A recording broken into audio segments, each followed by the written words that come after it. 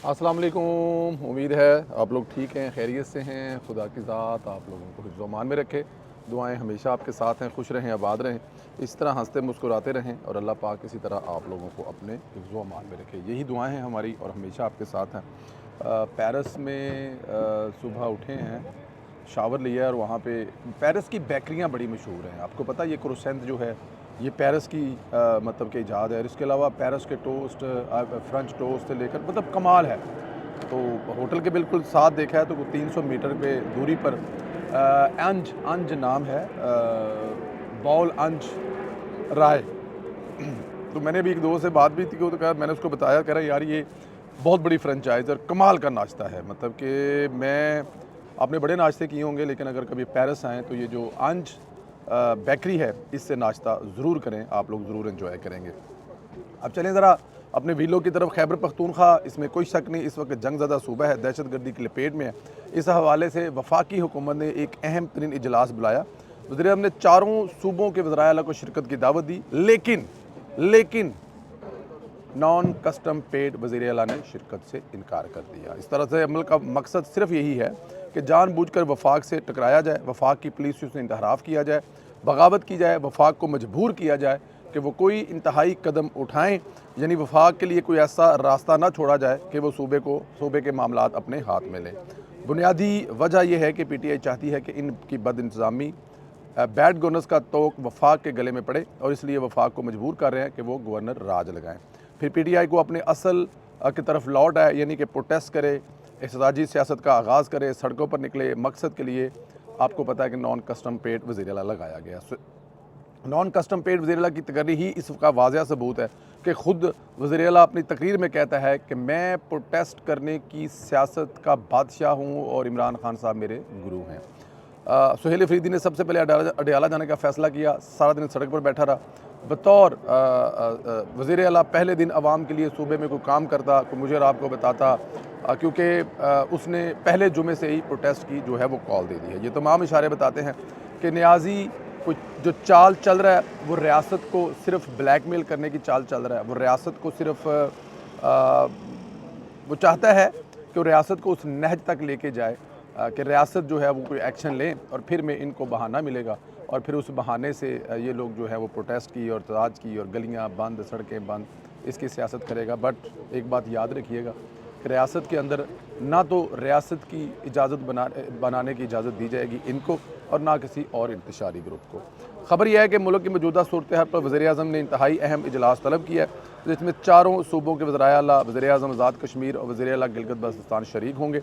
इस इजलास में मुल्की सूरत हाल की मजमूई सिक्योरिटी सूरत हाल, अफ़गानिस्तान के साथ कशीदगी पर तफसीली गौर किया जाएगा। मौजूदा हालात के तनाज़ुर में कौमी सलामती से मुतल्लिक़ अहम फ़ैसले किए जाने का इम्कान है। मुल्क की सलामती से मुतल्लिक़ इजलास में इमरान न्याजी का कल्ट वज़ीर आला सुहेल अफरीदी शिरकत नहीं करेगा। वो इसलिए नहीं करेगा कि वो मैं आपको बता चुका कि उसने शिरकत ना करने का फ़ैसला जो है वो बता दिया है, बल्कि सुना दिया है और उसके ना करने की वजह भी आपको बता दी है। जुनैद अकबर ने कहा है कि जब तक इमरान खान से मुलाकात नहीं कराएंगे सुहेल अफरीदी शिरकत नहीं करेगा। अब अंदाज़ा करें कि मुल्क की सलामती के मामलात पर ब्लैक मेलिंग शुरू हो गई है और सबसे अहम यह है कि सुहेल अफरीदी को अलीमा खान का टुट्टू जुनैद अकबर ट्वीट कर जो है वो डिक्टेट कर रहा है। अंदाज़ा इससे ख़तून अव्वल के कहने पर तो फ़ैसले करता देखा, लेकिन अब इमरान न्याजी मुराद सईद की सिफारिश पर वज़ीर आला नामज़द करने का सिलसिला शुरू उसने जो किया है। अब देखा है ये इस बंदे से इमरान खान के 2 साल से मुलाकात नहीं हुई। इस बंदे ने 2 साल जेल में इमरान खान से एक मुलाकात नहीं की सुहेल अफरीदी ने। अब अंदाज़ा करें कि सुहेल अफरीदी को इमरान खान कैसे नामज़द कर सकता है, या सुहेल अफरीदी के बारे जब उसकी जमात का एक MPA है 90-91 में से, लेकिन उससे कभी उसकी 2 साल में मुलाकात नहीं हुई। वो जेल में इमरान खान से मुलाकात करने गया तक नहीं है। तो फिर आप ख़ुद बताएं कि ये इमरान खान की चॉइस कैसे हो सकती है। सीनियर सहाफ़ी अंसार अब्बासी ने इंकशाफ किया कि इमरान न्याजी सुहेल अफराद को जो जानता भी नहीं है और वो ज़ाहिर है मुराद सईद ने बुशरा बीबी को एक्चुअली ये पैगाम भिजवाया था कि आप जो है वो खान साहब को समझाएं, मतलब मेरे और खान साहब जो हैं वो आपके समझाने पर वो फ़ैसला लेंगे तो ही सियासत जो है ज़रा अग्रेसिव होगी। ओहदे से हटाए जाने के बाद वज़ीर आला अमीन गंडापुर इस्लामाबाद की जानब एक और एहतजाज के बजाय मुज़ाकरात हामी थे। इनका मौक़िफ़ था कि एहतजाजी मुहिम के दौरान पार्टी कारकुनों को मज़ीद खून खराब ना बहे। ताहम पाकिस्तान तहरीक इंसाफ PTI के बानी चेयरमैन इमरान खान ने मुबीना तौर पर इनका ये मशवरा मुस्तरद कर दिया। अपने सियासी मकासद हासिल करने के लिए और जेल से रहाई के लिए उन्होंने एहतजाजी सिलसिला जो है वो शुरू करने का कहा। PTI के अंदरूनी ज़राए मुताबिक अली अमीन गंडापुर गुज़श्ता नवंबर एहतजाजी मार्च होने वाले तशद्दुद के बाद एक मरतबा फिर तसादुम की राय तैयार करने के लिए तैयार नहीं थे। एक सीनियर पार्टी ज़रिए ने कहा कि वो पार्टी के इन अरकान में शामिल थे जो ये समझते थे कि एहतजाजी सियासत से कोई नतीजा नहीं निकलेगा और मुज़ाकरात को एक मुनसफ़ाना मौका दिया जाना चाहिए। ज़राए ये भी बताते हैं कि गंडापुर को इस बात का पूरा यकीन था कि अगर उन्हें मुज़ाकरात में आज़ाद काम करने की इजाज़त दी जाए तो वो इमरान खान और बुशरा बीबी की रहाई यकीनी बना सकते हैं और मेरे ख्याल में वो किसी हद तक ठीक सोचते हैं। इमरान खान ने ज़राए ने मज़ीद इंकशाफ किया है कि मुराद सईद ने फैमिली की एक खातून रुकन के ज़रिए बुशरा बीबी की फैमिली की तवस्सुत से इमरान खान तक सुहेल अफरीदी का पैगाम पहुँचाया है। ज़रिए के मुताबिक इमरान खान सुहेल अफरीदी के बारे में ज़्यादा नहीं जानते, लेकिन मुराद सईद की सिफारिश पर इत्माद करते हुए उन्होंने इसको वज़ीर आला लगाया है। ज़राए ने यह भी कहा है कि शायद इमरान खान ये नहीं जानते थे कि सुहेल अफरीदी कौन है।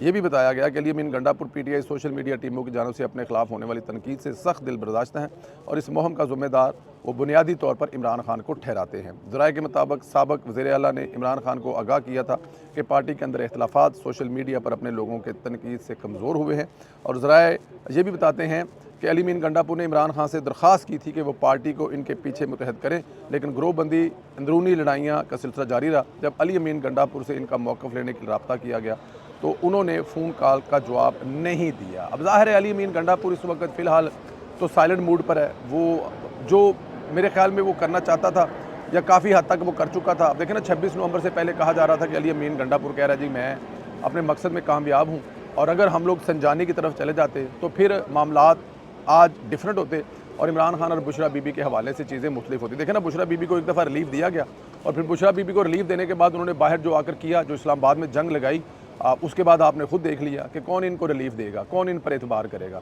तो एतबार करने के लिए अली अमीन गंडापुर इनके पास एक बेहतरीन मेरे ख्याल में एक ऐसा पता था जिसको ये खेल सकते थे, लेकिन खान साहब ने कहा नहीं, जलील होना ज़्यादा बेहतर है बनिस्बत रहाई के। अच्छा जी, ख्वाजा साहब ने अफ़गानियों के मतलब कहा है कि सोचने की बात है, अफ़गानिस्तान जो जहादियों की सुपर मार्केट है जहाँ हर किस्म का जहादी दस्तयाब है, इसे फ़लस्तीन में नज़र नहीं आता। काबुल ने आज तक गज़ा की बात नहीं की। दरअसल इसराइल, भारत, अफ़गानिस्तान का ट्राई का एक नेक्सन है। वाह जी वाह, अफ़गान रजीम थोड़ी खुददारी का मुजाहरा करे, अपने लोगों को वापस ले जाए। 40 लाख अफ़गान पाकिस्तान में क्या कर रहे हैं, अपने मुल्क नहीं ले जाना चाहते तो भारत भेज दें।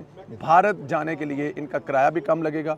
हम कसूर से, लाहौर से बॉर्डर जो हैं खोल देंगे।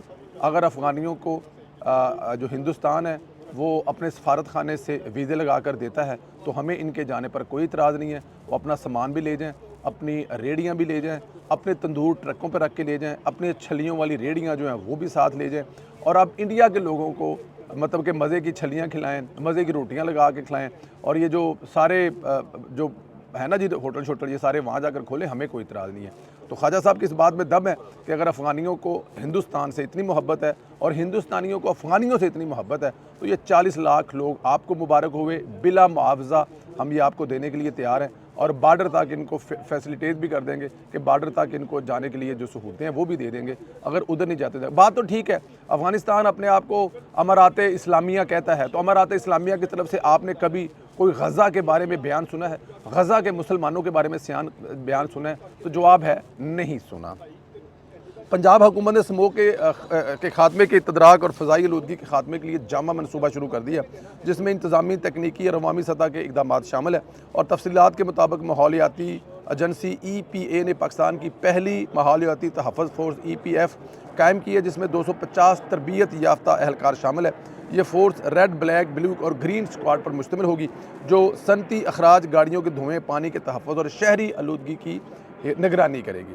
लाहौर में जदीद स्मोक वार रूम का भी फ़ाल कर दिया गया है, जो पूरे सूबे में हवा के मेयार, AQI की निगरानी, अवामी इंतख़ाबात, फौरी कार्रवाइयों की हदायत करता है। इसके साथ smoke monitoring unit SMU digital smoke dashboard के ज़रिए रोज़ाना रिपोर्टिंग और अमल दरामद का निगरान भी जारी है। मतलब आपके हाथ में है सारा कुछ, आप देख रहे हैं कहाँ पर क्या हो रहा है और ये मेरे ख्याल में बहुत ज़रूरी है। इससे पहले इस किस्म का कोई रवाज ही नहीं था। अच्छा जी, EPA ने स्मोक के खिलाफ जदीद टेक्नोलॉजी का इस्तेमाल शुरू किया है। 15 फोग कंटेन मशीनें आलूदगी वाले इलाकों में तैनात की गई हैं, जब सूबे भर में 38 एयर क्वालिटी मॉनिटरिंग स्टेशन नस्ब कर दिए गए। लाहौर, रावलपिंडी और मुल्तान में मोबाइल फ्यूल टेस्टिंग लेबॉर्ट्री कायम है, जो ईंधन के म्यार को चेक करती हैं। अवामी सहूलत के लिए green Punjab app, smoke helpline 1317, Punjab AQI and weather app मुतारफ़ कराई गई है, जिसके ज़रिए शहरी माहौलियाती खिलाफ वर्जियों की इतला भी दे सकते हैं और हवा के मेयार की ताज़ा जो है वो मालूमात भी हासिल कर सकते हैं। सर्दी आलूदगी पर काबू पाने के लिए AI head smart service system तैयार किया गया, जो 8500 CCTV कैमरों के ज़रिए 24 घंटे मॉनिटरिंग करेगा। साथ ही ड्रोन्स और थर्मल कैमरों की फसलों की बाक़ियात जलाने के लिए, निशानदही के लिए इस्तेमाल भी किया जाएगा।